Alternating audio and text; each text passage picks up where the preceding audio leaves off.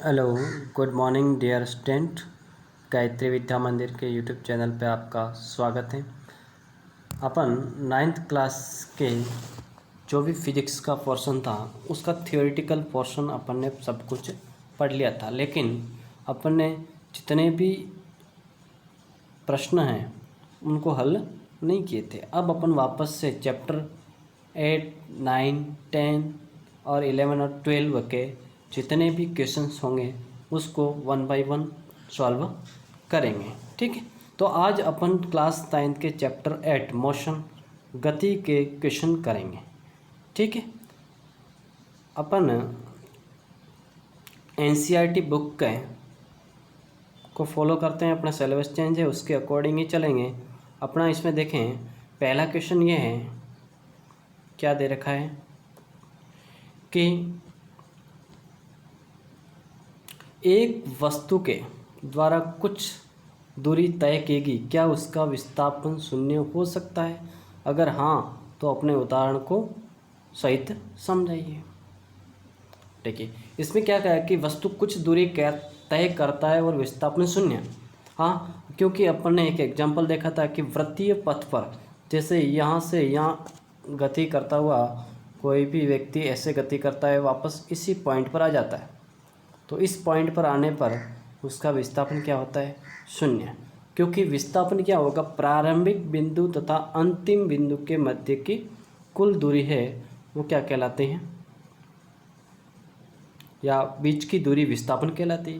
क्योंकि प्रारंभिक बिंदु यही है और अंतिम बिंदु यही है, इसी वजह से विस्थापन शून्य हो सकता है। ठीक है, तो उदाहरण अपने पास यहाँ पे दूसरा दे रखा। मान लीजिए किसी वस्तु ओ से चलकर बिंदु ए पर पहुँचते हैं तथा वापस बिंदु ओ पर आ जाता है, तब प्रारंभिक तथा अंतिम बिंदु के बीच की न्यूनतम दूरी अर्थात विस्थापन क्या होता है? शून्य होता। अब नेक्स्ट क्वेश्चन ये है, दे रखा है कि एक किसान 10 मीटर की भुजा वाले एक वर्गाकार खेत की सीमा पर 40 सेकंड में चक्कर लगाता है। 2 मिनट और 20 सेकंड के बाद किसान के विस्थापन का परिमाण क्या होगा? अब एक चक्कर ये लगाता है कितने में लगाता है? 40 सेकंड में। कितने? 40 सेकंड में। तो 2 मिनट और कितना देगा? 2 मिनट और 20 सेकंड के बाद में। ठीक है, अब देखिए इसमें कैसे करेंगे। वर्गाकार खेल का परिमाप होता है 4 × 40 मीटर, इसका परिमाप हो गया। ठीक है, अब देखें 40 सेकंड में तय की गई दूरी 40 मीटर, तो 2 मिनट और 20 सेकंड में कितना होगा? अब मिनट को अपन किस में बदलेंगे? सेकंड्स में बदलेंगे। तो 2 मिनट में 120 सेकंड प्लस 20 ये, तो टोटल 140 सेकंड। ठीक है, 140 है, तो कुल लगा गया समय। चक्करों की संख्या कितनी होगी? 3.5। एक चक्कर के अंदर जो लिया गया समय कितना है? 40, और अपन को ज्ञात करना है 140 में, तो 140 में कितने चक्कर लगेगी? 3.5 अर्थात 3.5। ठीक है, अब वह बिंदु ए से चलकर अंत में बिंदु सी पर पहुंचता है, तो अपन को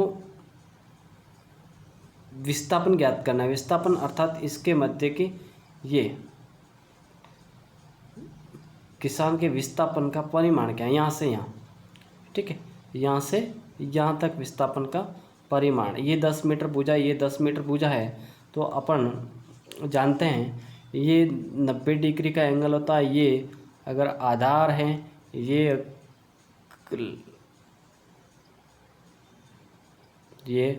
अपन ये आधार लंब और ये कर्ण। अगर कर्ण ज्ञात करना है तो पाइथागोरस प्रमेय से कर्ण स्क्वायर बराबर आधार स्क्वायर प्लस लंब स्क्वायर, तो यहाँ से अपने पास आ गया ये। ठीक है, तो इसके लगभग ये जो दूरी है, विस्थापन कितना होगा? 10√2। ठीक है, तो ये चीज़ होगी। अब दूसरा क्वेश्चन ये है, देखें कि विस्थापन के लिए निम्न में कौन सी सही है? कौन सी सही है? विस्थापन के लिए विस्थापन शून्य नहीं हो सकता, जबकि ये चीज़ क्या है? गलत है, क्योंकि विस्थापन शून्य हो सकता है। विस्थापन धनात्मक भी होता है, ऋणात्मक भी होता है और शून्य भी होता है, जबकि दूरी कैसी होती है, हमेशा धनात्मक होती है। अब देखो विस्थापन, इसका परिमाण वस्तु के द्वारा तय की गई दूरी से अधिक होता है। हमेशा विस्थापन क्या होता है, न्यूनतम दूरी, ठीक है। तो दूरी से अधिक कभी भी पॉसिबल नहीं है, ठीक है। तो ये दोनों चीज़ क्या है, गलत है। विस्थापन कभी भी शून्य नहीं हो सकता है, और इसका परिणाम है वस्तु के द्वारा तय की गई दूरी से अधिक भी नहीं हो सकता है, ठीक है।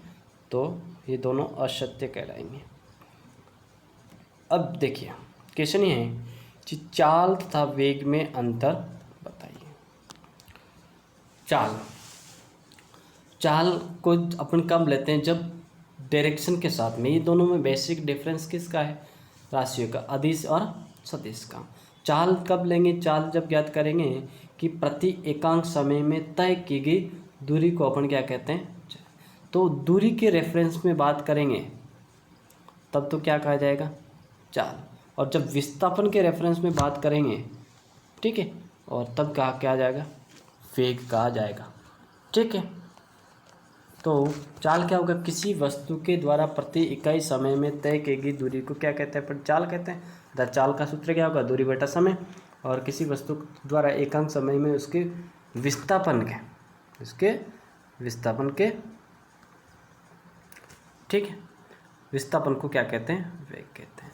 आगे इसका दूसरा डिफरेंस है, ये अदिश राशि है, कौन, चाल, क्योंकि दूरी अदिश राशि है, जबकि विस्थापन सदिश राशि, तो वेग भी कैसी राशि है, सदिश। और अपन ने थोड़ी देर बाद पहले देखा था कि चाल सदैव धनात्मक, क्योंकि दूरी हमेशा क्या होती है, धनात्मक, और गतिमान वस्तु की चाल शून्य कभी भी नहीं हो सकती है, ठीक है। इसका मान धनात्मक, ऋणात्मक तथा शून्य भी हो सकता है, ठीक है। तो ये क्वेश्चन हो गया। अब दूसरा क्वेश्चन देखें आगे, प्रश्न संख्या 2। किस अवस्था में किसी वस्तु के औसत वेग का परिमाण उसकी औसत चाल के बराबर होगा। किस अवस्था में, इसको देखें, क्या कहा गया है कि किस अवस्था में, ये समझने वाली, किसी वस्तु के औसत वेग का परिमाण उसकी औसत चाल के बराबर होगा। अब चाल और वेग किस पे डिपेंड करता है, दूरी और विस्थापन पर। अब दूरी और विस्थापन कब एक होंगे, जब ये दोनों बराबर हों। अब बराबर कैसी गति में, जब वस्तु कैसी, एक सरल रेखा में गति करेंगे। जैसे ये पॉइंट ए है, ए से पॉइंट स्टार्ट हुआ, बी सीधी रेखा में गति कहाँ पर करें, बी तक, तो ए तथा बी के मध्य जितनी दूरी होगी उतना ही क्या होगा, विस्थापन होगा। और उस कंडीशन के अंदर ही औसत चाल और वेग दोनों क्या होते हैं, बराबर होते हैं। अर्थात जब वस्तु एक सीधी रेखा में और एक ही दिशा में गति करे तब औसत वेग और औसत चाल क्या रहती हैं, बराबर है। अब एक गाड़ी का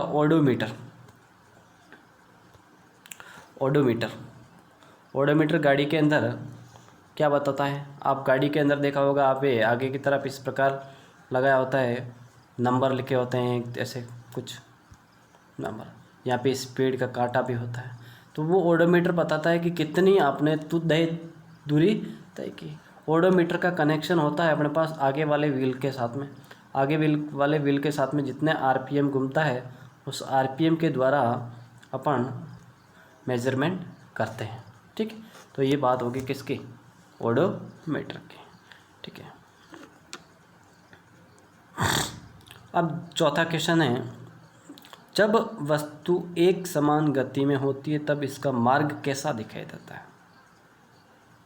जब वस्तु एक समान गति में होती है तब उसका मार्ग कैसा दिखाई देता है। मार्ग का मतलब देखिए, यहाँ पे जब वस्तु एक समान गति में होती है, एक कांस्टेंट वेग से क्या करती है, तो उसका मार्ग अर्थात उसका पथ कैसा दिखाई देता है। तो पथ एक सरल रेखा दिखाई देगा, कैसा, एक सरल रेखा, ठीक है। अब ये भी किस में, जैसे अपने पास दूरी और एक्स टी वक्र देखते हैं, एक समान वेग की गति कुछ ऐसे दर्शाते हैं। और अगर वी टी वक्र देखा है तो वो भी कैसा होता, ऐसा। तो एक सरल रेखा, एक सीधी रेखा के द्वारा दिखाई देता है। ठीक। एक प्रयोग के दौरान अंतरिक्ष यान से, चलिए इसको क्या दे रखा है क्वेश्चन, ये पहले अपन पढ़ लेते हैं कि एक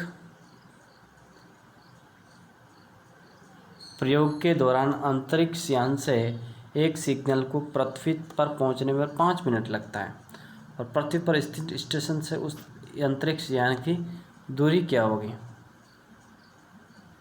अब देखिए, जो अंतरिक्ष यान से जो सिग्नल्स आते हैं वो किससे गति करेंगे, प्रकाश की चाल से। और प्रकाश की चाल कितनी होती है, ये 3 लाख, या फिर अपने पास कह सकते हैं 3 × 10⁸, कितना, 3 × 10⁸ मीटर प्रति सेकंड। किस में आएगा, मीटर प्रति सेकंड। ठीक है। और पृथ्वी तक पहुंचने में लगा 5 मिनट, और इसको भी अपन किस में कर लेंगे, सेकंड में। तो 300 सेकंड के अंदर कितनी दूरी करें, कि प्रकाश की चाल से ये सिग्नल है 3 × 10⁸ मीटर प्रति सेकंड से 300 सेकंड में कितनी दूरी तय करेंगे। तो आप जानते हैं चाल बराबर क्या होता है, दूरी बटा समय। तो हमारे पास दूरी क्या होगी,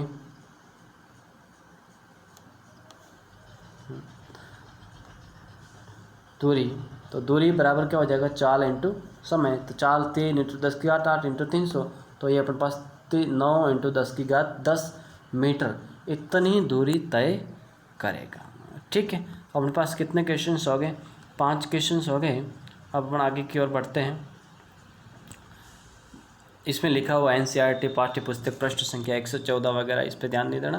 क्वेश्चन देखें, देखिए आप देखिए ये क्वेश्चन क्या है कि आप किसी वस्तु के बारे में कब कहेंगे कि वह एक समान त्वरण से गतिमान है, दूसरा क्या, एक समान त्वरण से गतिशील है। ठीक है।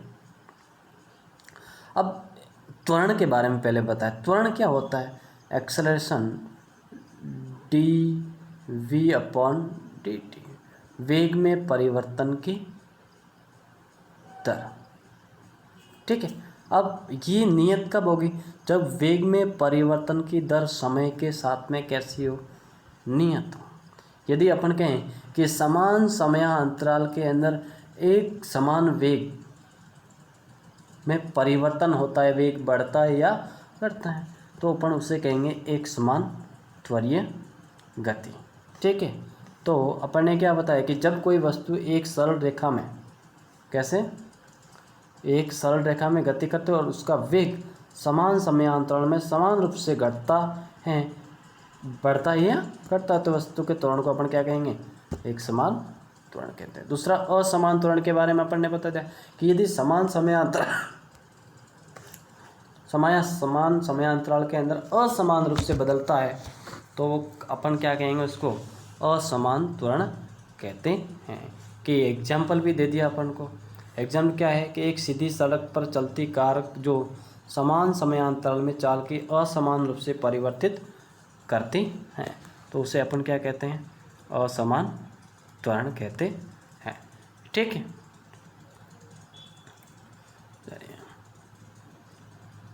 अब इसके क्वेश्चन 2 से अपन आगे बात करेंगे अगले लेक्चर के अंदर।